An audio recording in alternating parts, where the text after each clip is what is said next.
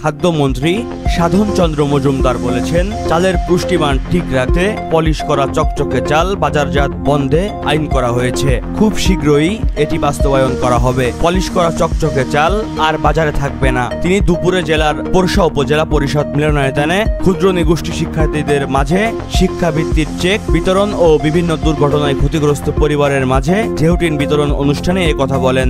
সাধন চন্দ্র মজুমদার আরো বলেন, নতুন আইন অনুযায়ী ধান থেকে চাল করার সময় সর্বোচ্চ 2 ছাঁটাই দেওয়া যাবে। চাল বেশি পরিমাণে ছাঁটাই করলে পুষ্টিগুণ নষ্ট হয়ে যায়। চাল ছাঁটাই কম করা হলে প্রায় 16 থেকে 18 মেট্রিক টন চাল নষ্ট হবে না। তিনি আরো বলেন, এছাড়াও অতিরিক্ত চাল ছাঁটাইয়ের কারণে উৎপাদন খরচ বেশি হওয়ায় চালের দাম বেশি হয়। এ সময় উপজেলায় নির্বাহী অফিসার আরিফ আদনান সহ বিভিন্ন দপ্তরের কর্মকর্তারা উপস্থিত ছিলেন। মুহিবুল্লাহ নাহিন, প্রহর 24।